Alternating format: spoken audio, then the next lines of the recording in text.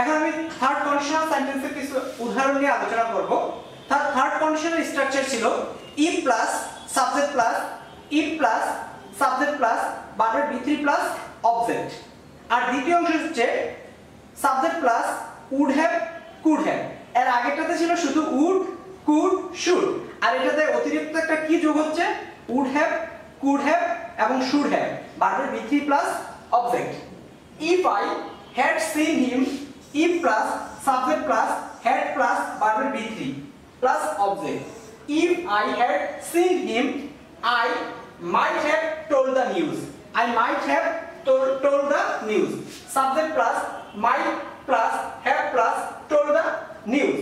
দুই নম্বর হচ্ছে if she tried. If she tried, if plus subject plus verb V3. If she tried, she would have success. She would have succeed. Subject plus would have plus verb V3. If they had started earlier. If plus subject plus had plus verb V3 plus object. If they had started earlier, যদি তারা তাড়াতাড়ি শুরু করত, they would have finished the work in time. তারা কাজটাকে সঠিক সময়ে শেষ করতে পারত। তাহলে এখন আমরা যদি ওভারঅল বিবেচনা করি তাহলে দেখতে পেলাম যে first conditional sentence, second conditional sentence এবং থার্ড কন্ডিশনাল সেন্টেন্স, তিনটা কন্ডিশনাল সেন্টেন্স কিভাবে পরিবর্তন করতে হয়।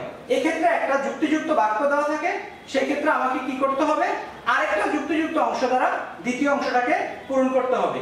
এই ক্ষেত্রে প্রথম অংশটা দেওয়া থাকতে পারে, দ্বিতীয় অংশটা পূরণ করতে হবে, অথবা দ্বিতীয় অংশটা দেওয়া থাকতে পারে, প্রথম অংশটা পূরণ করতে হবে।